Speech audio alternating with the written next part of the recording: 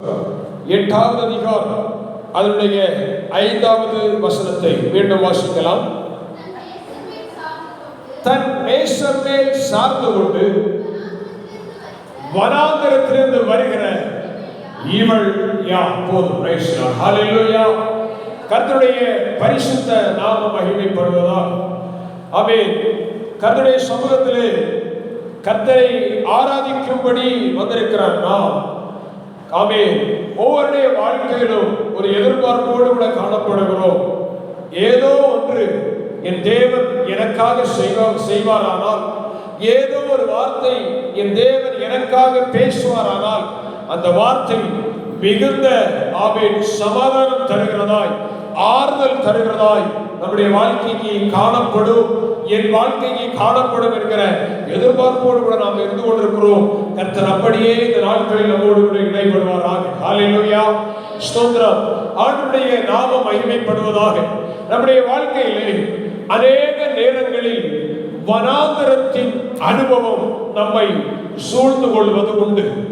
ஆமென். வாழ்க்கையில் எல்லாம் நன்றாகத்தான் இருக்கிறது. பொருளாதாரத்தில் ஒருவேளை எந்த பிரச்சனையும் இல்லை, சுகத்திலே எந்த பிரச்சனையும் இல்லை. ஆமென். Praise the lord. மற்றவர்களோடு பழகுகிற அந்த அனுபவத்திலே ஒருவேளை எந்த பிரச்சனையும் இல்லாமல் இருக்கலாம். ஆனால் ஏதோ ஒரு இடம் ஒரு வெறுமையாக இருந்து கொண்டிருக்கிறது. ஏதோ ஒரு பகுதி ஏமாற்றப்பட்டு விட்டோமே, வஞ்சிக்கப்பட்டு விட்டோமே, அல்லது என்னுடைய வாழ்க்கையில் இப்படிப்பட்ட சம்பவம் நான் எப்படி அவர்கள் முன்னால் அல்லது உறவினர்கள் முன்னால் நிற்பேன் என்கிறதான ஒரு ஒரு ஒரு ஏக்கமான சூழ்நிலை நம்முடைய வாழ்க்கையிலே காணப்படுகிறது. அவன் நன்றாய் போய்கொண்டிருக்கிற வாழ்க்கை தான். ஆனால் திடீரென்று பார்த்தால் வனாந்தரத்தை விட அவன் கடினமான சூழ்நிலை. அவன் வெயிலுக்கு ஒதுங்க எந்த நிழலும் இல்லாத சூழ்நிலை. ஒன்றை புரிந்து கொள்ள வேண்டும். வாசித்ததான இந்த பகுதியானது அவன் சாலமோன் அவன் பாடின ஒரு பாட்டாய் காணப்படுகிறது. அவர் அவன் இடத்திலே சொல்லுகிறார், அவன் வனாந்தரத்திலிருந்து வருகிற அவன் பிரைஸ் தி லார்ட் இவள் யார்? இவள் என்கிற இடத்திலே அவன் இப்படியாக சொல்ல வேண்டும். வனாந்தரத்திலிருந்து தன்னுடைய நேசர் மேல் சார்ந்து கொண்டு வருகிற ஒரு சபையை குறித்து அந்த சாலமோன் பாடிக்கொண்டிருக்கிறார். கர்த்தருக்கு ஸ்தோத்திரம். சபை இந்த நாட்களில் ஆமென் அநேக சபைகளை பார்ப்பீர்களானால் மேலோட்டமாய் நன்றாய் இருக்கிறது. சபைகளில் ஆத்துமாக்கள் நிரம்பி இருக்கிறார்கள். ஆனால் சபைக்குள்ளே ஒரு வனாந்தரமான சூழ்நிலை. ஆமென். அங்கே ஒரு செழிப்பை பார்க்க ஏதோ சாங்கோபோகமாக திரள் கூட்டம் ஜனங்கள் இருக்கிறார்கள். எல்லாம் ஒரு சடங்காச்சாரமாய் பாரம்பரியமாய் ஏதோ சபைகளில் ஒரு பாடல், ஒரு அரை மணி நேரம் ஒரு ஆராதனை, ஒரு வசனம் சொல்லுதல், ஒரு சாட்சி, ஒரு அறிவிப்பு, ஒரு செய்தி. எப்படி ஆகல எல்லாத்தையும் ஒரு மணி வரைக்கும் என்ன பண்ணணும்? தாக்கு பிடிக்கணும். ஒரு மணி முடிஞ்சிச்சுன்னா வீட்டுக்கு போயிடலாம், நம்ம விருப்பம் போல வாழலாம் என்கிறதான ஒரு ஒரு வனாந்தரமான நிலைமை இன்னைக்கு சபைகளிலே காணப்படுகிறது. கர்த்தருக்கு ஸ்தோத்திரம். ஆமென்.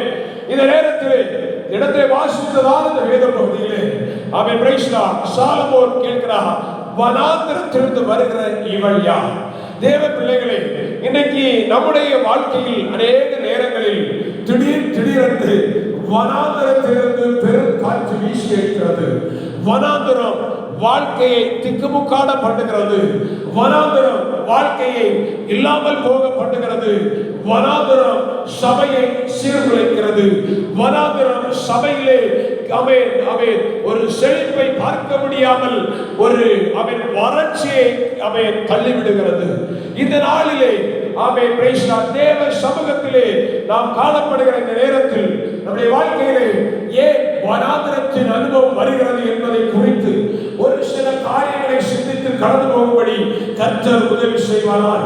இந்த இடத்தில் நான் சொல்கிற காரியம் ஆமென் தனிப்பட்ட முறையில் அல்ல, ஒரு சபையாய் ஆமென் ஒரு குடும்பமாய் வேலை செய்கிற இடத்திலே ஒரு இடத்திலே ஒரு குழுவாய் நாம் நம்மை சிந்தித்து கடந்து போகும்போது நம்முடைய வாழ்க்கையில் இருக்கிற அத்தனை வனாந்தரத்தின் நிலைமைகளை மாற்றி கர்த்தர் நம்மை ஒரு செழிப்பான பாலும் தேனும் ஓடுகிற கானான் தேசத்திற்கு நேராய் நம்மை நடத்தி செல்வார். ஹல்லேலூயா. அப்போஸ்தலர் நடவடிக்கைகளின் புஸ்தகம், அப்போஸ்தலர் நடவடிக்கைகளின் புஸ்தகம் அதனுடைய ஆமென் கர்த்தருக்கு ஸ்தோத்திரம் 7வது அதிகாரம், அப்போஸ்தலர் 7வது அதிகாரத்தின் 30 ஆமென் ஸ்தோத்திரம் 8வது வசனத்தை வாசிக்கும் பொழுது, சீனாய் மலையில் தன்னுடனே பேசின தூதரோடும் நம்முடைய பிதாக்களோடும் கூட வனாந்தரத்திலே சபைக்குள் இருந்தவரும் நமக்கு கொடுக்கும்படி ஜீவ வாக்கியங்களை பெற்றவரும் இவனே. இங்கே சொல்லப்பட்டிருக்கிறது, சபை எங்கே இருக்கிறது? சபை எங்கே இருக்கிறது? பைபிள்ல இருக்கா இல்லையா? சபை வனாந்தரத்திலே இருந்து கொண்டிருக்கிறது. இந்த வனாந்தரத்திலே காணப்படுகிற இந்த சபைக்கு ஜீவ வாக்கியங்களை கர்த்தர் தந்திருக்கிறார். ஹல்லேலூயா. அப்படியானால் இன்றைக்கு நம்முடைய வாழ்க்கையிலே காணப்படுகிற வனாந்தரத்தின் நிலைமைகள் நீங்கும்படியாய், வனாந்தரத்தின் சூழ்நிலைகள் மாறும்படியாய் ஆமென் பைபிள் இருந்து வேறு கட்டுக்கதை அல்ல, ஏதோ ஒரு உலக காரியத்தை சொல்லி நான் கடந்து போகவில்லை. ஆமென் ஆண்டவருடைய சபையிலே ஒவ்வொரு நாளும் ஆமென் சபைக்காக அல்லது ஜெபத்தின் நேரத்தில் கூட அதிகமாய் கேட்கிறது, ஆண்டவரே சபையிலே கர்த்தருடைய வார்த்தையை போதிக்கும் பொழுது ஒரு கட்டுக்கதையை போதிக்கிறவனாய் நான் இருக்கக்கூடாது ஆண்டவரே, சத்தியத்தை சத்தியமாய் போதிக்க வேண்டும். ஹல்லேலூயா, ஹல்லேலூயா. ஒருவேளை சில கதைகளை சொன்னா ஆமென் தூங்குகிறவர்கள் தூங்க போய்விடும், ஆமென் உற்சாகமாக இருப்பீங்க, ஆமென். ஆனால் அது ஒன்றுக்கும் உதவாத ஆமென் போலியான ஒரு கூரையாக காணப்படும். ஆனபடினாலே சத்தியத்தை சொல்லும் பொழுது, சத்தியாவியானவர்களை போதித்து நடத்தும் பொழுது கர்த்தர் அந்த வார்த்தைகள் மூலமாய் நம்மை போதிப்பார். அவர் சொல்லியிருக்கிறார், நான் உனக்கு போதித்து நீ நடக்க வேண்டிய வழியை உனக்கு காட்டுவேன், உன்மேல் என் கண்ணை வைத்து உனக்கு ஆலோசனை சொல்லுவேன் என்று கர்த்தர் வாக்கு பண்ணியிருக்கிறார். ஹல்லேலூயா, ஹல்லேலூயா. ஆனபடியால் சபைக்குள்ளே இருக்கிற நாம் கர்த்தருடைய வார்த்தைகளை, கர்த்தருடைய வார்த்தையை நம்பும் பொழுது எந்த வனாந்தரத்தின் சூழ்நிலையாக இருந்தாலும், அந்த வனாந்தரத்தின் நிலைமையிலே ஒருவேளை தேவ பிள்ளை வாழ்ந்து கொண்டிருந்தாலும், அந்த வனாந்தரத்தின் நிலைமையிலே அங்கே ஒரு அருமையான தென்றல் காற்றை, அருமையான ஒரு பின்மாயின் மழையை கர்த்தர் வீச பண்ணுகிறவராயிருக்கிறார். ஹல்லேலூயா, ஹல்லேலூயா. ஒன்றை புரிந்து கொள்ள வேண்டும். இன்றைக்கு கூட இந்த இடத்திலே சிலருடைய இதயத்தில் அவை ஏன் என்கிற கேள்வி அநேகருடைய வாழ்க்கையிலே கேட்டுக் கொண்டிருப்பீர்கள். அந்த ஏன் என்கிற வார்த்தைக்கு பின்னால் ஒரு பெரிய கேள்விக்குறி இருக்கும். ஆனால் ஏன் என்கிற வார்த்தைக்கு முன்பாக அநேக வாக்கியங்கள், என் வாழ்க்கையில் ஏன் இந்த பிரச்சனை, என் வாழ்க்கையில் ஏன் இந்த போராட்டம், என் வாழ்க்கையில் ஏன் இந்த வறுமை, ஒன்றை புரிந்து கொள்ள வேண்டும். ஆமென். கர்த்தருக்காக ஒரு பிள்ளை பிரகாசிக்க வேண்டுமானால், கர்த்தருக்காக ஒரு பிள்ளை எழுத வேண்டுமானால் வனாந்தரத்தின் வழியே நடந்தால் ஒழிய ஆமென் பிரகாசிக்க முடியாது, எழுத முடியாது. இன்னும் சொல்லுகிறேன், பாலும் தேன் போடுகிற கானான் தேசத்துக்குள் போகவே முடியாது. ஹல்லேலூயா, ஹல்லேலூயா. ஆமென். இஸ்ரவேல் ஜனங்களை கர்த்தர் நடத்தி வரும்போது கூட ஆமென் இங்கிருந்து நேரடியாக இஸ்ரவேல் தேசத்துக்கு கொண்டு போயிருக்கிறார். ஆனால் போக வேண்டிய பாதை வனாந்தரத்தின் பாதை. வனாந்தரத்தின் பாதையில் தான் கர்த்தர் அநேக காரியங்களை சொல்லிக் கொடுக்கிறார். வனாந்தரத்தின் பாதையில் தான் கர்த்தர் நம்மை தேற்றுகிறார். வனாந்தரத்தின் பாதையில் தான் கர்த்தர் நம்முடைய கரத்தை பிடிக்கிறார். வனாந்தரத்தின் பாதையில் தான் கர்த்தர் தம்முடைய தோள் மேல் நம்மை சுமக்கிறார். ஆமென், ஹல்லேலூயா. ஒரு சின்ன பிள்ளை எப்படி தன்னுடைய தகப்பன் தோள் மேலே சாய்ந்து கொள்ள ஆசைப்படுகிறதோ, அதுபோல சபை ஆமென் நேசராகிய இயேசுவின் மேல் சாய்ந்து கொள்ள நீங்கள் ஆசைப்படுகிறீர்களானால் நிச்சயம் சொல்லுகிறேன், நீங்கள் விரும்பினாலும் விரும்பாவிட்டாலும் வனாந்தரத்தின் பாதை வழியே நடந்தே தீர வேண்டும். இதுதான் ஆமென் பிரைஸ் லார்ட் ஆண்டவராகிய இயேசு கிறிஸ்து சத்திய வேதத்திலே பைபிளிலே நமக்கு கற்றுக் கொடுத்திருக்கிற சொல்லி கொடுத்திருக்கிற வார்த்தை என்பதிலே எந்தவித சந்தேகமும் இல்லை, மாற்றமும் இல்லை. ஹல்லேலூயா. என்னை கேட்கிற தேவ பிள்ளைகளே, பைபிளிலே எத்தனையோ பரிசுத்தவான்கள் எழுதினார்கள், எத்தனையோ பரிசுத்தவான்கள் பிரகாசித்தார்கள், எத்தனையோ பரிசுத்தவான்கள் கர்த்தருக்காக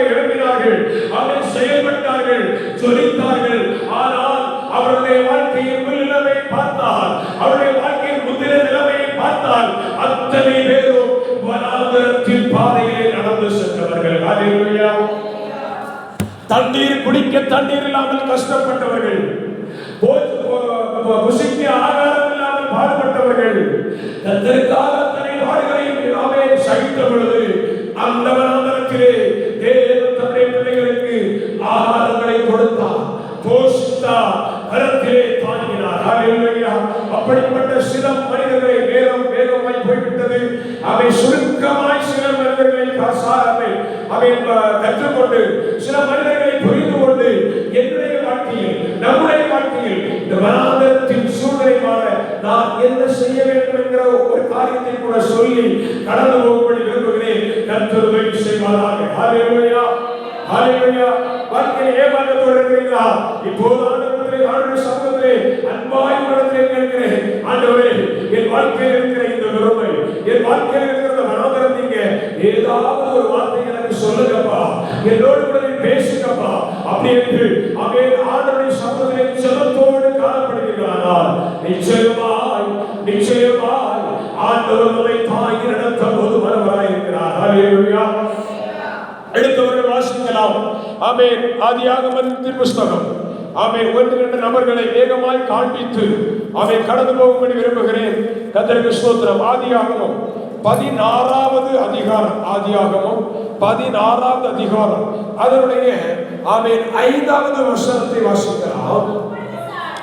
அப்பொழுது சாராய், எல்லாரும் வாசிக்கணும், சத்தமா வாசிக்கணும், தெளிவா வாசிக்கணும். இப்ப வாசித்தவர் வாசிக்க. அப்பொழுது சாராள் நோக்கி,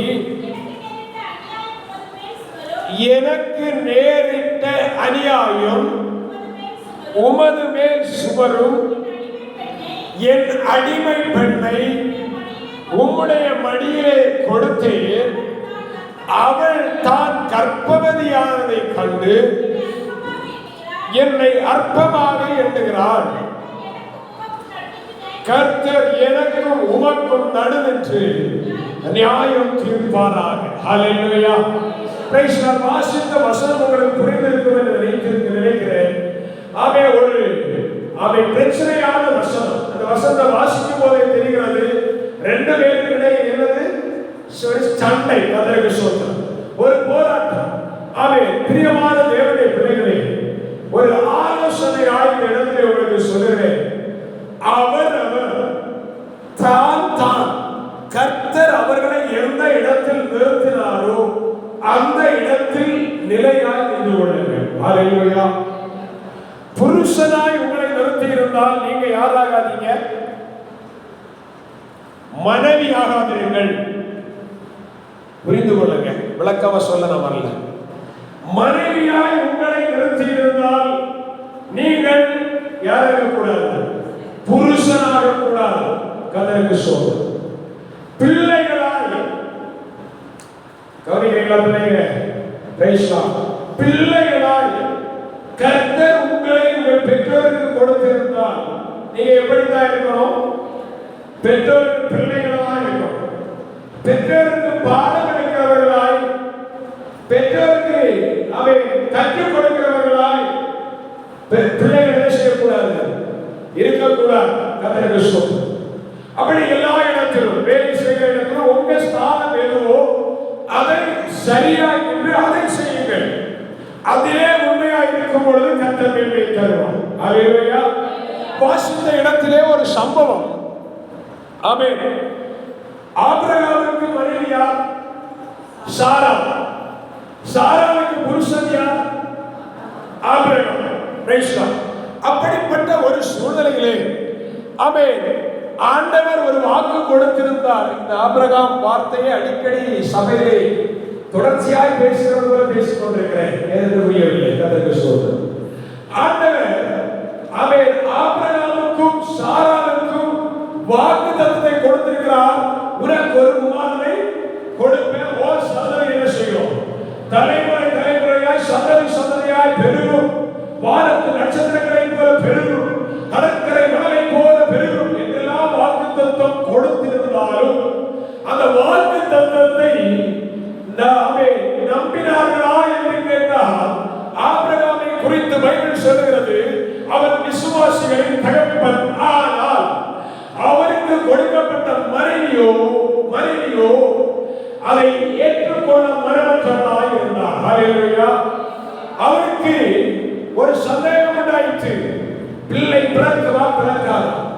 ஆமென். அந்த சந்தேகத்தில் ஒரு நியாயம் உண்டு. காரணம் என்ன தெரியுமா?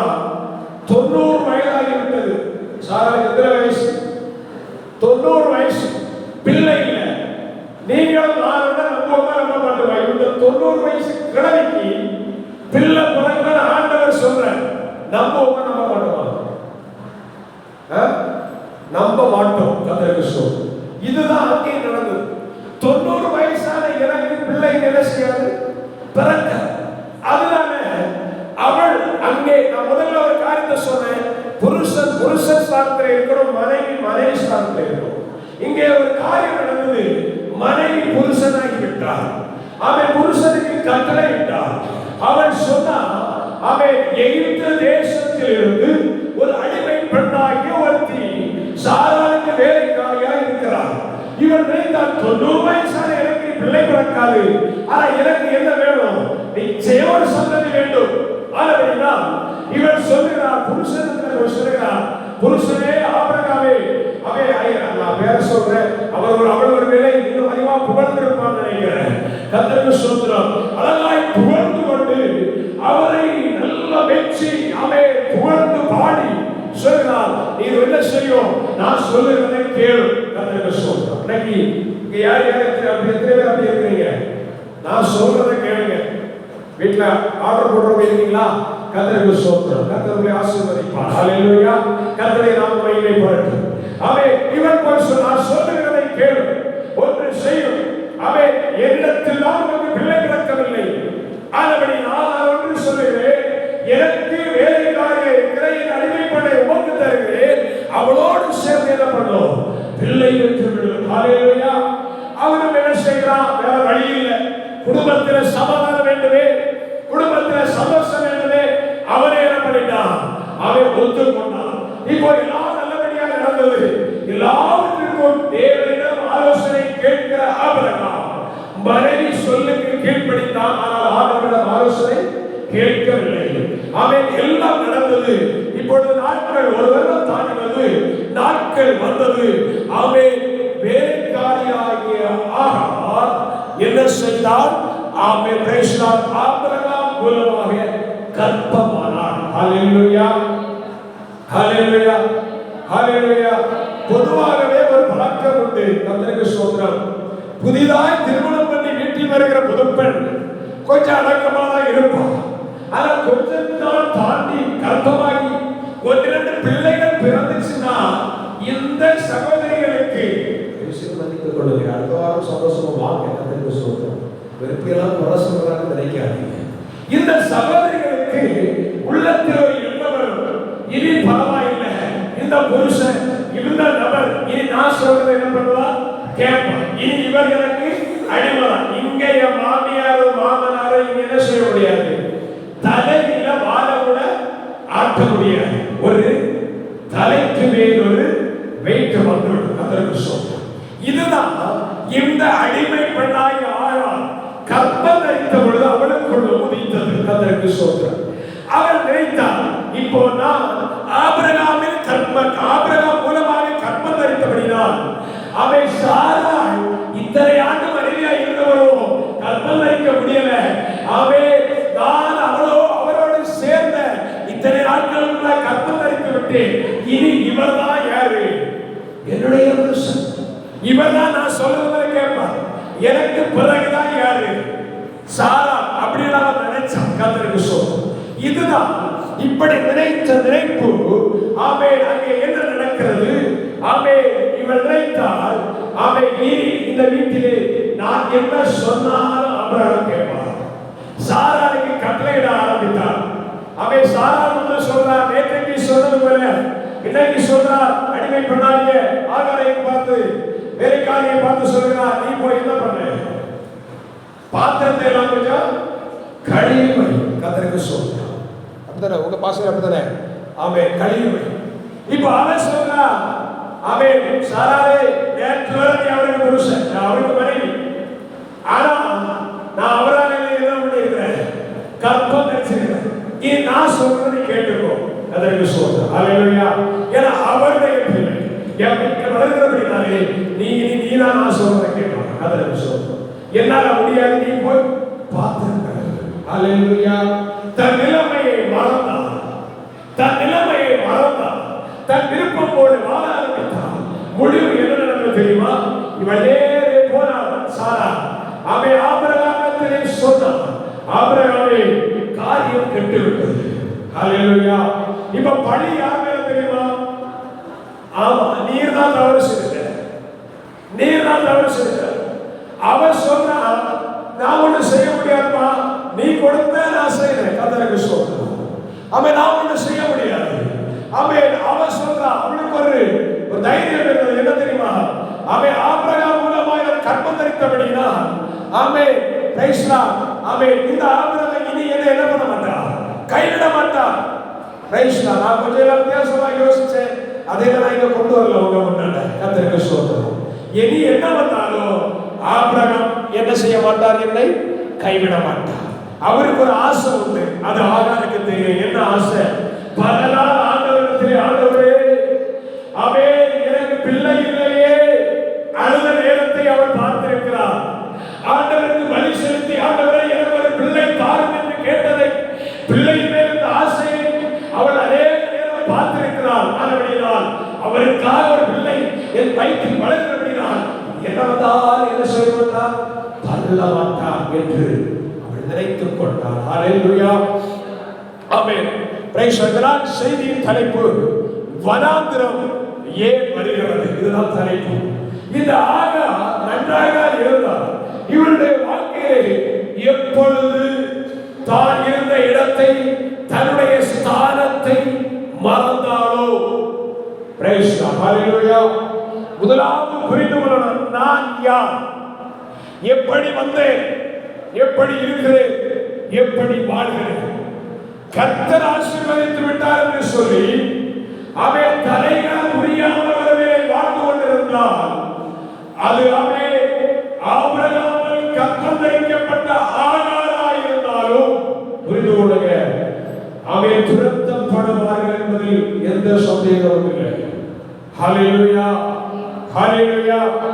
ஆண்டவர் என்னையும் உங்களை வைத்த இடத்தில் சரியாக இருந்து செயல்படும் பொழுதுதான் கர்த்தர் மூலமாய் மகிமைப்படுவார், கிரியை செய்வார், வனாந்திரத்தை அனுமதிக்க மாட்டார். அவர் எப்பொழுது தேவ சித்தத்தை மீறுகிறோமோ, எப்பொழுது நம்முடைய வாழ்க்கையிலே ஏதோ தேவன் விரும்பாத ஒன்று ஏறுகிறதோ, அவன் அங்கே வனாந்திரம் வருகிறது. அந்த ஆகாருடைய வாழ்க்கையிலே அவன் அந்த இடத்திலே வாசிக்கிறோம். அவன் பிரைஸ்லா நாச்சியாரை அற்பமாய் எண்ணினாள். அற்பமாய் எண்ணினதன் விளைவு அவள் வனாந்தரத்திலே தள்ளப்பட்டாள். ஹல்லேலூயா. இன்றைக்கு என கேட்கிற தேவ பிள்ளைகளே, வாழ்க்கையில் கஷ்டத்தை அனுபவிக்கிறோம் அல்லவா, கொஞ்சம் நிதானமாய் ஏன் என்னுடைய வாழ்க்கையிலே இந்த பிரைஸ்லா நெருக்கப்படுகிற அனுபவம், ஏன் என்னுடைய வாழ்க்கையிலே இந்த போராட்ட அனுபவம் சிந்தித்து பாருங்கள். இப்போ அவள் வனாந்தரத்துக்கு நேராக தள்ளப்பட்டார். ஆனால் ஆண்டவர் அவள் மேல் இரக்கம் கொண்டு மீண்டும் அவளை தன் பக்கம் சேர்த்துக் கொண்டார்.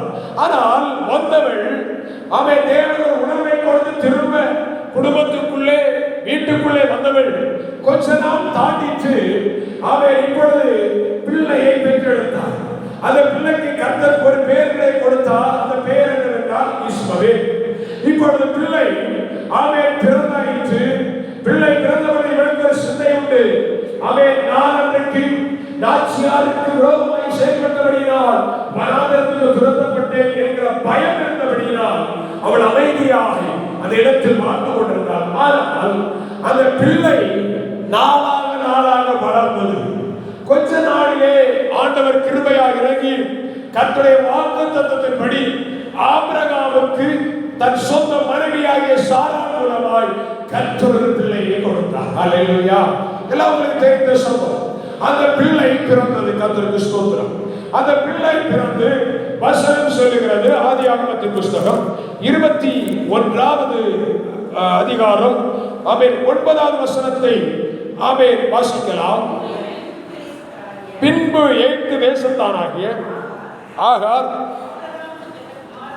ஆபிரகாமுக்கு பெற்ற குமாரன் பரியாசம் பண்ணுகிறதை சாராள் கண்டாள். ஹல்லேலூயா, ஸ்தோத்திரம். அந்த இடத்திலே ஆமென் வாசிக்கிறோம், நாட்கள் போனது. ஆமென். ஏற்கனவே ஆபிரகாமுக்கு ஆகார் மூலமாய் பெற்றெடுத்த பிள்ளை கொஞ்சமா இருந்தது. ஆமென். அதன் பிறகு கர்த்தர் கொடுத்த வாக்குத்தத்தத்தின் பிள்ளை. அதுதான் மனோதத்தின் வாழ்க்கையில சூழ்நிலை காணப்பட்டாலும் ஆண்டவர் உங்களுக்கு கொடுத்த வாக்குத்தத்தம் நிச்சயம் நிறைவேறியே தீரும். Hallelujah, hallelujah. Praise lord. புரிந்து கொண்டீங்களா? இன்றைக்கு ஒரு கஷ்டம் தான், இன்னைக்கு ஒரு பாடுதான், இன்னைக்கு ஒரு உபத்திரவம் தான். என் வாழ்க்கையில இது நடக்குமா என்ற ஒரு பெரிய கேள்வி கூட இருந்து கொண்டிருக்கலாம். ஆனால் அந்த வனாந்திரத்தின் பாதையிலே கர்த்தர் உனக்கு கொடுத்த வாக்குத்தத்தம் நிச்சயம் அதை நிறைவேற்றுவார். ஹல்லேலூயா, பிரைஸ் லார்ட். ஒருவேளை சரீரம் அழிந்து போகலாம், அழிந்து போகலாம், வியாதி வரலாம், பலவீனம் வரலாம், தாங்க முடியாது. ஆனால் உனக்கு ஒரு வாக்குத்தத்தம் தந்திருந்தால் அதை நிறைவேற்றாமல் கர்த்தர் விடவே மாட்டார். ஹல்லேலூயா, ஸ்தோத்திரம். அவன் இப்ப வாக்குத்தத்தத்தின் பிள்ளை பிறந்தது, பிள்ளை பால் மறந்தது. கர்த்தருக்கு ஸ்தோத்திரம். அது எனக்கு எத்தனை வயது என்று எனக்கு அவன் சொல்ல தெரியவில்லை. கர்த்தருக்கு ஸ்தோத்திரம். அவன் 1 வயதோ 2 வயதோ பைபிள்ல கொஞ்சம் அரசு பார்த்த பொழுது எனக்கு அவன் கிடைக்கவில்லை. Praise Lord. கர்த்தருக்கு ஸ்தோத்திரம். அவன் அந்த பிள்ளை பால் மறந்த பொழுது ஆபிரகாம் ஒரு விருந்து பண்ணினான். கர்த்தருக்கு ஸ்தோத்திரம். இப்ப விருந்து முடிஞ்சு போச்சு, விருந்து முடிஞ்சு போச்சு. விருந்து முடிந்த மறுநாளிலே அங்கே ஒரு சம்பவம் நடக்கிறது. முதலில் அடிமைப்பட்டாகிய ஆகாருக்கு ஆபிரகாம் மூலமாய் பிறந்த பிள்ளை வாக்குத்தத்தத்தின் பிள்ளையாகிய ஈசாக்கை பரியாசம் பண்ணினது. ஹல்லேலூயா. இப்ப இந்த பிள்ளைக்கு எத்தனை வயசா இருக்கும்? எத்தனை வயசா இருக்கும்?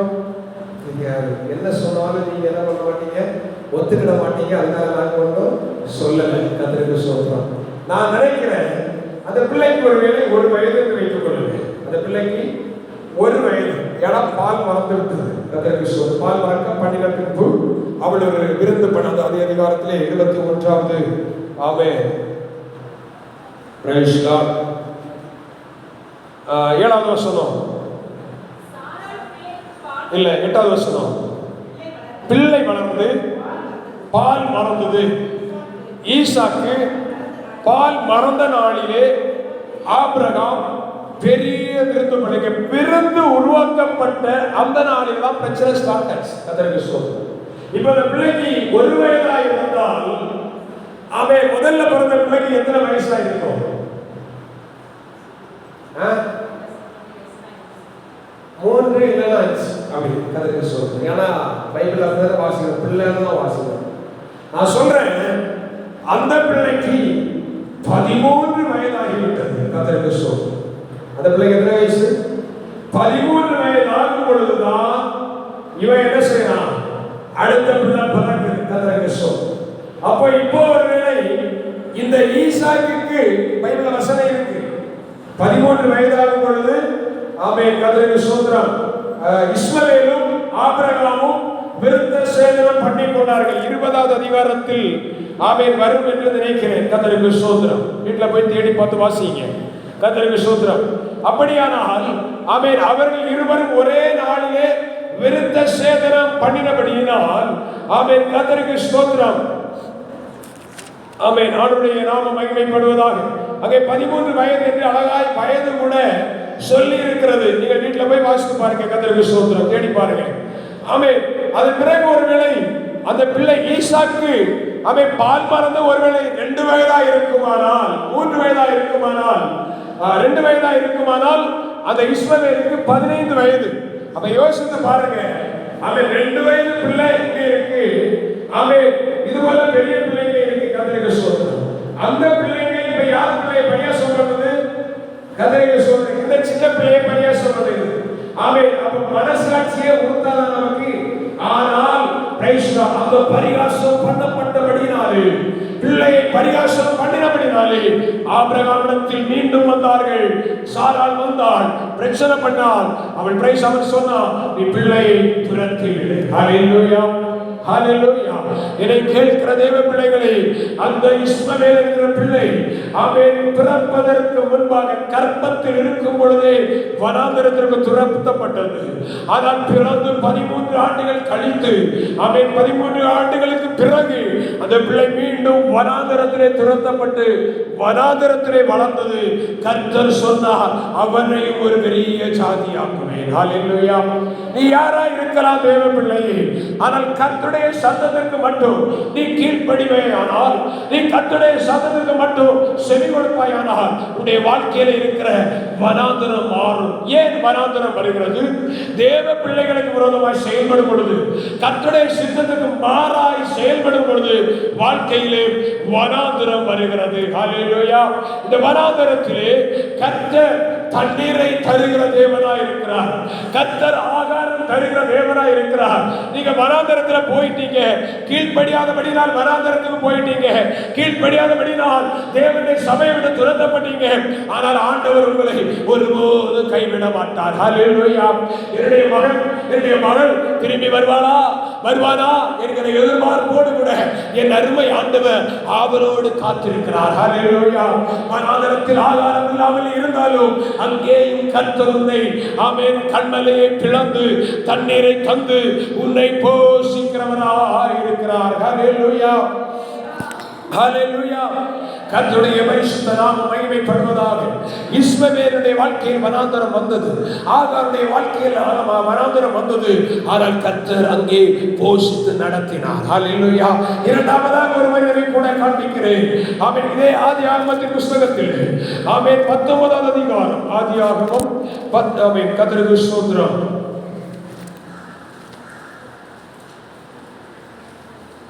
Price the Lord. மத்தேயு எழுதின சுவிசேஷத்திலே கடந்து வாருங்கள். ஆமென். மத்தேயு எழுதின சுவிசேஷத்திலே வரும் பொழுது ஆமென் அங்கே ஒரு காரியம் சொல்லப்பட்டிருக்கிறது. ஆண்டவராகிய இயேசு கிறிஸ்து ஆமென் பிரைஸ் தி லார்ட் அவன் வனாந்தரத்திற்கு நேராக கொண்டு போகப்பட்டார். ஆமென். ஏன் ஆண்டவராகிய இயேசு கிறிஸ்து வனாந்தரத்திற்கு கொண்டு போகப்பட்டார் என்று பார்க்கும் பொழுது அங்கே சொல்லப்பட்டிருக்கிற ஒரு காரியம் என்னவென்றால், ஆமென் கர்த்தருக்கு ஸ்தோத்திரம், ஆண்டவர் சோதிக்கப்படும்படி ஆமென் வனாந்தரத்திற்கு கொண்டு போகப்பட்டார். ஹalleluya. ஹalleluya. நீங்க நினைக்கிறீங்க இல்ல, எனக்கு தான் இந்த கஷ்டம், எனக்கு தான் இந்த பாடு, ஆமென், எனக்கு தான் இந்த வேதனை, எனக்கு தான் இந்த உபத்திரவம் நினைக்கிறீங்க இல்ல, இயேசுவும் வனாந்தரத்திலே சோதிக்கப்படும்படி கொண்டு போகப்பட்டார். ஹalleluya. மத்தேயு எழுதின சுவிசேஷம் 4வது அதிகாரம் ஆமென் 1வது வசனத்தை எடுத்து வாசிப்பீர்களானால், ஆமென் மத்தேயு 4வது அதிகாரம் 1வது வசனம்.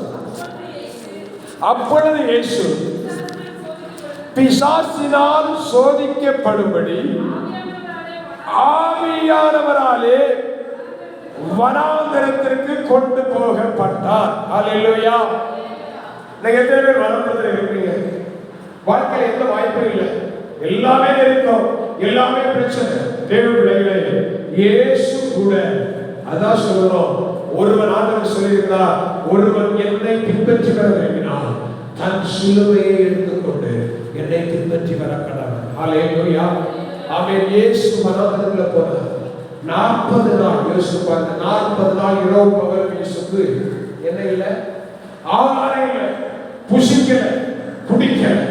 அவன் 40 நாள் இரவு பகலும். இன்னும் வசனம் சொல்லுகிறது, ஆமென் பிரைஸ் தி லார்ட், ஆமென் இயேசு 40 நாளும் எது கூட சஞ்சரிச்சார் தெரியுமா? எதன் கூட வாழ்ந்தார் தெரியுமா? Price the Lord. காட்டு மிருகங்களுக்குள்ளே கூட வாழ்ந்தார் இயேசு. நம்ப முடியுமா? நீங்க கேட்பீங்க, பைபிள்ல இருக்கா pastor? Hallelujah. Hallelujah. Price the Lord. இயேசு 40 நாள் இரவு பகலும் வனாந்தரத்திலே இருந்தார். 40 நாள் 40 இரவு பிரைஸ் தி லார்ட்.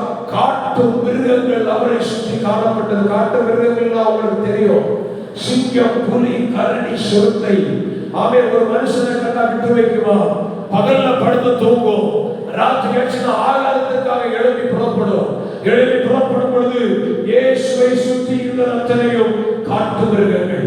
எடுத்து வாசிங்க. Price the Lord. அவன் எல்லாரும் அப்படி பாக்குறீங்க, இயேசு காட்டுகிறது கூட வாழ்ந்தாரா?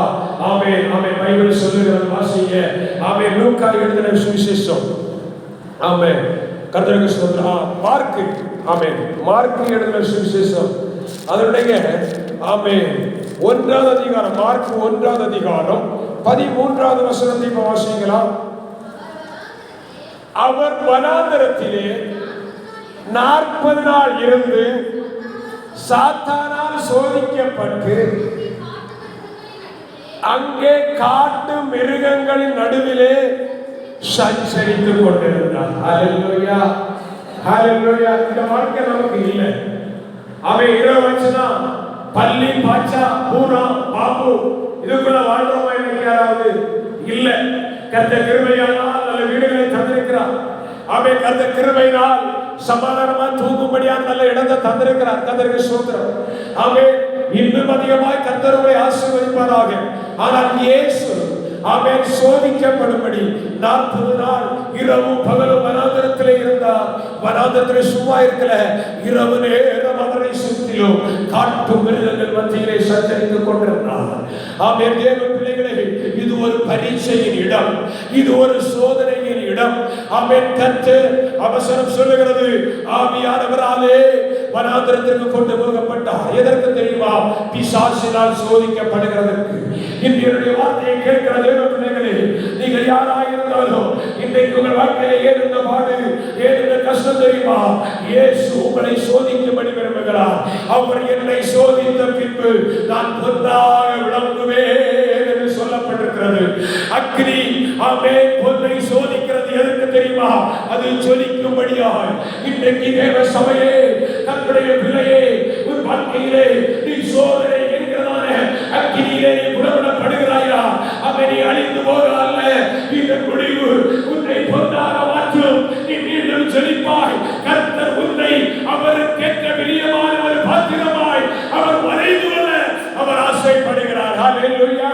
எப்படி ஒரு களிமண் குயவன் கையிலே காணப்படுகிறதோ அப்படியே அந்த குயவன் களிமண்ணை எடுத்து தண்ணீரை ஊற்றி அதை இடித்து அதை உதைத்து தனக்கு விருப்பமான பாத்திரமாய் வரைகிறாரோ அப்படியே என் ஆண்டவர் இன்றைக்கு உன்னை உபத்திரவம், கஷ்டம், கவலை, கண்ணீர், துக்கம் என்கிற பாடுகளின் வழியாக உன்னை அவர் தனக்கு பிரியமான பாத்திரமாய் வரைந்து கொண்டிருக்கிறார். பிரியமான தேவனுடைய பிள்ளைகளே, பிரியமான தேவனுடைய பிள்ளைகளே, உங்கள் வாழ்க்கை வனாந்தரமாய் இருக்கிறார். ஏன் வனாந்தரம் வருகிறது? அது உங்களுடைய சோதனை களம், அது உங்களை சோதிக்கிற இடம். இந்த சோதனை வசனம் சொல்கிறது, சோதனை சகிக்கிற மனுஷன் பாக்கியவான். ஹல்லேலூயா. அங்க எதிர்கேள்வி யாரையும் எண்ணப்படாதீங்க, கேட்காதீங்க, பொறுமையோடு செய்யுங்க. அவர் உத்தமன் என்று விளங்கின பின்பு கர்த்தர் நமக்காக ஆயத்தம் பண்ணியிருக்கிற அந்த நீதியின் கிரீடத்தை கர்த்தராவே சபையே, வனாந்தரத்தில் இருக்கிற தேவ சபையே, கர்த்தருக்கு தர அவர் ஆயத்தமாக இருக்கிறார். ஹல்லேலூயா, ஹல்லேலூயா, பிரைஸ் காட். இயேசு வனாந்தரத்தின் பாதையிலே கடந்து போனார். ஆமென். இயேசு காட்டு மிருகங்கள் நடுவிலே சஞ்சரித்தார். அந்த வசனத்தின் கடைசி பகுதியை வாசிக்க, மார்க்கு 1வது அதிகாரத்தின் இப்ப வாசித்த வசனத்தின் கடைசி பகுதியை மட்டும் வாசிக்க பார்க்கலாம். தேவ தூதர்கள் அவருக்கு, ஆமா, நீங்க வனாந்தரத்தில் இருக்கீங்களா, சோதனை பண்ணுறீங்களா, எதுக்கு தெரியுமா? அங்கே தேவ தூதர்கள் உங்களுக்கு ஊழியம் செய்ய வருவார்கள். ஹல்லேலூயா, ஹல்லேலூயா. தேவ தூதர்கள் உங்களுக்கு ஊழியம் செய்ய வருவார்கள். ஆமென். இதை கேட்கிற தேவ பிள்ளைகளே, வனாந்தரத்தில் தேவ தூதர்களுடைய கிரியைகளை கர்த்தர் உங்களுக்காக யுத்தம் பண்ணுகிறதை நீங்கள் காண்பீர்கள். ஹல்லேலூயா. வனாந்தரம் இல்லைன்னா பார்க்க முடியாது, சோதனை இல்லைன்னா பார்க்க முடியாது, வேதனை இல்லைன்னா அந்த தேவ தூதர்கள் உங்களுக்காக இறங்கி கிரியை செய்கிறத பார்க்க முடியாது. அப்ப இயேசு வனாந்தரத்தின் வழியே போனது சோதிக்கப்படும்படி. ஹல்லேலூயா. மூன்றாவதாக ஆமென், பிரைஸ் காட், ஒரு நபரை கூட காண்பித்து ஆமென் ஜெபிக்க விரும்புகிறேன். கர்த்தருக்கு ஸ்தோத்திரம். 1 ராஜாக்களின் புத்தகம், ஆமென், 1 ராஜாக்களின் புத்தகம் 19வது அதிகாரம் 1 ராஜாக்கள் 19வது அதிகாரம் 3வது வசனத்தை வாசியுங்கள். அவனுக்கு அது தெரிந்தபோது எழுந்து தன் பிராணனை காக்க யூதாவை சேர்ந்த பெயர்செபாவுக்கு புறப்பட்டு போய் தன் வேலைக்காரனை அங்கே நிறுத்திவிட்டார். ஹல்லேலூயா. இங்கே கர்த்தருடைய ஊழியத்தை வல்லமையாய் செய்து கொள்வது ஒரு மனுஷன். கர்த்தருக்கு ஸ்தோத்திரம். அவன் யாரு? எலியா. ஆமென். ஒரே வார்த்தையினாலே பூமியிலே மழை பெய்யாதபடிக்கு 3.5 ஆண்டுகள் தடுத்து நிறுத்தினவன். உங்களால் முடியுமா? என்னால முடியாதுன்னு சொல்றேன். கர்த்தருக்கு ஸ்தோத்திரம். ஹல்லேலூயா. அத்தனை அற்புதமான கிரியைகளை செய்த தன் வார்த்தையின் வழி மேகங்களுக்கு கட்டளையிட்டு மழை பெய்யாதபடி தடுத்த மனுஷன் எலியா. இந்த மனுஷன் ஒரு நாள் ஒரு வார்த்தையை கேள்விப்பட்டார். புரிந்து கொள்ளுங்க, இத்தனை நாட்களும் தேவ வார்த்தையை கேட்ட மனுஷன். இத்தனை நாட்கள் அவருடைய காதில் என்ன சத்தம் கேட்டது? தேவ சத்தம். பிரச்சனையே இல்லை, போராட்டமே இல்லை. ராஜாவா இருந்தாலும் நீ யாரு? உலகத்துக்கான ராஜா. எனக்கு ராஜா யாரு? பரலோகத்தின் தேவன் என்பது தெளிவாய் பகிரங்கமாய் அறிக்கை விடுகிற ஒரு மனுஷன். இத்தனை நாட்களும் தேவ சத்தத்தை காதில் கேட்டவர் இப்போ முதல் முறையாய் தேவ சத்தத்தை விட்டு மனுஷ சத்தத்திற்கு காதுகளை என்ன செய்தான்? அவன் காதுகளை நேராக்க ஆரம்பித்தான். இப்ப காது மனுஷன் என்ன பேசுகிறான் இதை கேட்க ஆரம்பித்தது. கேட்க ஆரம்பித்த பொழுது ஒரு சத்தம் அவன் காதுக்கு வருகிறது. ஒரு ஒரு ஒரு அவன் ஆகாப் ராஜாவின் மனைவியாய் இருக்கிற அவன் பிரைஸ்டார் ஸ்தோத்திரம் அவன் மனைவியாய் இருக்கிற யேசபேல் என்கிற ஒரு ஸ்திரீ. அவள் சொல்லுகிற ஒரு வார்த்தை கடந்து அப்படியே இவனுடைய காதுக்கு வருகிற அந்த வார்த்தை என்னவென்றால், நாளை இந்நேரத்திலே அந்த எலியாவின் தலை எங்க இருக்காது தெரியுமா? அவன் கழுத்துல இருக்காது. பிரைஸ்லா எடுத்து போடுங்க. சொல்றது யாரு? ஒரு ராஜஸ்ரீ. பிரைஸ்லா. அவன் கேட்டது யாரு? தேவ வார்த்தையை கேட்டுக்கொண்ட மனுஷன் இப்பொழுது மனுஷ சத்தத்தை கேட்க. அதன் விளைவு அவன் எழும்பி எங்க போனான்? பெயர்சபா. வாசிங்களா இல்லையா? பெயர்சபா என்று சொல்லப்படுகிற வனாந்தரம். அந்த வனாந்தரம் எங்கே இருக்கிறது? யூதேயாவில் இருக்கிறது. முதல்ல ஒரு நபரை உங்களுக்கு காண்பிச்சேன். யாரு? முதல்ல காண்பித்த நபர் யாரு? இன்னைக்கு 3 பேர். 3வது நபரை சொல்றேன். முதல்ல சொன்ன நபர் யாரு? ஆகா. இந்த ஆகா எந்த வனாந்தரத்துக்கு போறா தெரியுமா?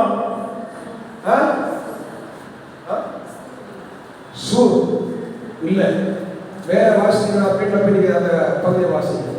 பெயர்சபாவின் வனாந்தரம் என்று சொல்லப்படும். கர்த்தருக்கு ஸ்தோத்திரம்.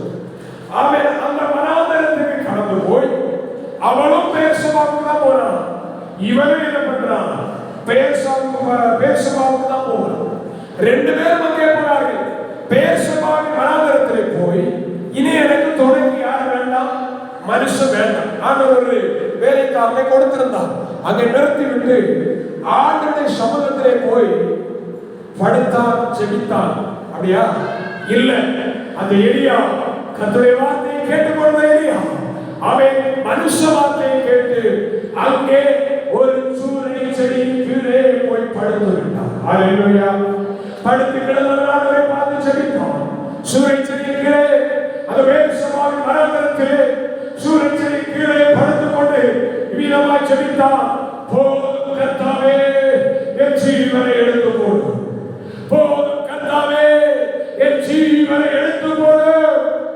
ஜெபித்தான். ஜெபித்தவன் படுத்தான். படுத்தவன் உறங்கினான். கர்த்தருக்கு ஸ்தோத்திரம். உறங்கினவன் முதல்ல சொன்னேன், தேவதூதர்கள் வனாந்தரத்தில் தான் ஊழியம் செய்ய வருவார்கள். ஆமே. இந்த எலியா வனாந்தரத்திலே சூரிய செடியின் கீழே படுத்து கிடந்த வேளையிலே அங்கே ஒரு தேவதூதன் இறங்கி வந்தார்.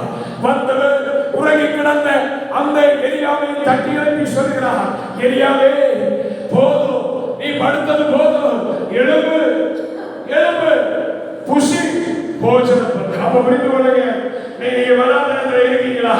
உங்களுக்காக உங்களை போஷிக்க, உங்களுக்கு உங்க தாகத்தை தீர்க்க அங்கே தேவனது தூதனை ஓ சபையே, மகனே மகளே, உனக்காக கர்த்தர் அனுப்பி வைக்கிறார். ஹல்லேலூயா. நம்ம சொல்றோம், யாருமே இறக்கல, உதவி செய்ய யாரும் இல்லை. Praise Lord. ஆனால் வசனம் சொல்லுகிறது, ஆமென், நீ வனாந்தரத்தில் இருந்தாலும் அங்கே தேவன் தம்முடைய தூதரை அனுப்பி உன்னை போஷிப்பார். ஹல்லேலூயா, ஹல்லேலூயா. இப்போ அந்த தண்ணீரை ஏரியாவை பார்த்தீங்கன்னா, வாசித்து பார்த்தா தெரியும், எழுப்பினா வரம்பரல.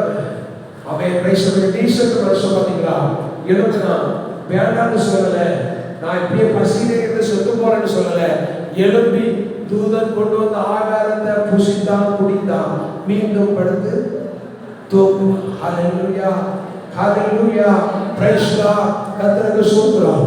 அவன் இந்த இடத்தில் சொல்லப்படுற ஒரு சம்பவம் எனக்கு ஞாபகத்துக்கு வருகிறது. ஒரு ஊழியக்காரர் ஒரு வீட்டுக்கு போனாராம் ஜெபிக்கும்படி. அந்த இடம் ஒரு ஏழையான தாய். கர்த்தருக்கு ஸ்தோத்திரம். அவர்களுக்கு இருந்த ஆகாரத்திலே கொஞ்சத்தை ஆமென் பிரைஸ் லார்ட் அந்த மனுஷனுக்கு, அந்த ஊழியக்காரருக்கு புசிக்க கொடுத்தார். இவர் என்ன நினைச்சா தெரியுமா? பாவம், அவர்களுக்கு இருக்கிற ஆகாரத்தை எனக்கு கொடுக்கிறார்களே, பாவம், வேண்டாம், நீங்களே இதை வைத்துக் கொள்ளுங்கள், நீங்க புசிங்க அப்படின்னு சொல்லி அதை வாங்கி திருப்பி கொடுத்து விட்டார். இப்போ சபைக்கு வந்தார், ஜெபத்துக்கு வந்தார். அவருக்கு மேலான ஊழியக்காரர் கேட்டார், ஆமென் பிரைஸ் லார்ட் ஸ்தோத்திரம், அந்த வீட்டு ஏதாவது கொடுத்தாங்களான்னு கேட்டார். இவர் சொன்னார், ஆமா கொடுத்தாங்க, நீ என்ன பண்ணலன்னு கேட்டார். இவர் சொன்னார், அது ஏழை தாய், அவர்களுக்கு வேற ஆகாரம் இல்லை, அதுபடினால பிரைஸ் லார்ட் நான் அவர்களுக்கு திரும்ப கொடுத்து விட்டேன். Praise Lord. அப்போ அவர் சொன்னார், ஆமே, அவர்கள் அதை உனக்காகவே தான் வைத்திருந்தார்கள், நீ அதனால திரும்ப போய் அதை வாங்கி சாப்பிடுன்னு சொன்னார். இதை போக முடியுமா? Praise Lord. நீங்க எனக்கு ஒரு ஆகாரம் காரியம் உங்க வீட்டில் வரும்போது வேண்டாம்னு சொல்லி நான் இப்ப எங்க போயிட்டேன், என் வீட்டுக்கு போயிட்டேன். கர்த்தருக்கு ஸ்தோத்திரம். இப்போ ஆவியானவர் இந்த உலகத்துல சொல்ற, நீ அதை திரும்ப போய் வாங்கி சாப்பிடு. உங்க வீட்டில் வந்த சிஸ்டர் அந்த ஆகாரத்தை தருவீங்களான்னு கேட்க எப்படி இருந்தது எனக்கு? என் நாம கூசுமா கூசாதா? வெட்கம் வருமா வராதா? அந்த மனுஷன் ஒன்றும் செய்ய முடியல. போய் அவன் அந்த ஊழியர் போய் அந்த தாயிடத்திலே சொன்னார், அம்மா அந்த ஆகாரத்தை வாங்கி கொண்டு வரும்படி இந்த ஊழியக்காரர் சொன்னார் அப்படின்னு போய் சொல்லி வாங்கி சாப்பிட்டார். கர்த்தருக்கு ஸ்தோத்திரம். ஹல்லேலூயா. ஏன்னா வெட்கத்தினால. அப்படியானால் அவன் தேவ பிள்ளைகளை வனாந்தரத்திலே போஷிக்க தேவன் தம்முடைய தூதர்களை அனுப்புகிறார். ஹல்லேலூயா. வனாந்தரம் எதுக்கு தெரியுமா? உன்னை போஷிக்கிறதை தேவன் நீ உணர்ந்து கொள்ளும்படி, உனக்காக தூதர்கள் வந்து போஷிக்கிறதை நீ பார்க்கும்படி, நீ அனுபவிக்கும்படிதான் உன் வாழ்க்கையில கர்த்தர் வனாந்தரத்தை வைத்திருக்கிறார்.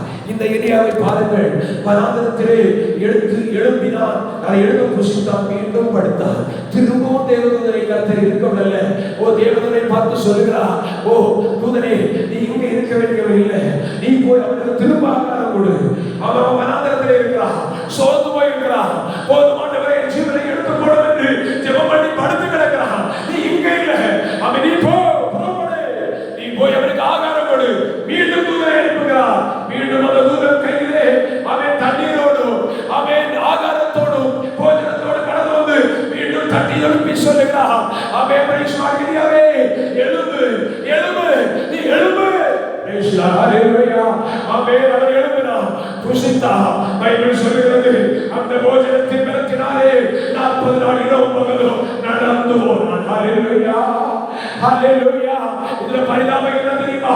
கர்த்தர் போஷித்தார், கர்த்தர் கொடுத்தார், இன்னும் உள்ள உரைக்கல, சூரியன் கீழே படுத்து கிடந்தவன் எழுப்பி புசித்து விட்டு திரும்ப எழுப்பி போய் அங்கே ஒரு கிபியில போய் படுத்துக்கிட்டான். தேவ பிள்ளையே, வனாந்தரத்தின் வாதைகளில் நடக்கிறாயா? வனாந்தரத்தின் சூழ்நிலை உன்னை சுற்றி இருக்கிறதா? காட்டு மிருகங்கள் உன்னை சுற்றி அவன் உன்னை பட்சிக்கும்படி இருந்து கொண்டிருக்கிறதா? இன்றைக்கு அவன் பிரைஸ் லார்ட், வனாந்தரம் உன்னை அழிக்க அல்ல, அது உன்னை புடமிடும்படி, அது உன்னை அந்த வனாந்தரத்தில் தான் ஆண்டவர் உன்னை கருதி கொண்டிருப்பதை நீ பார்க்க முடியும். அந்த வனாந்தரத்தில் தான் கர்த்தரால் நீ போஷிக்கப்படுகிறதை பார்க்க முடியும். அந்த வனாந்தரத்தில் தான் கர்த்தர் உன்னை கரம்பிடித்து நடத்துகிறதை தாங்குகிறதை பார்க்க முடியும். அதுக்காக தான் வனாந்தரம். இந்த வனாந்தரத்தில் வாழ்க்கை மாற வேண்டுமானால் ஒரே ஒரு காரியத்தோடு சொல்லி சிரிக்க போகிறேன். பிரியமான தேவனுடைய பிள்ளைகளே, இந்த வனாந்தரம் உங்களுக்கு இன்பமாய் மாற வேண்டுமா? எத்தனை ஆசைப்படுறீங்க? கையெழுத்து விரலிலே சொல்ல ஆசைப்பட மாட்டோம்.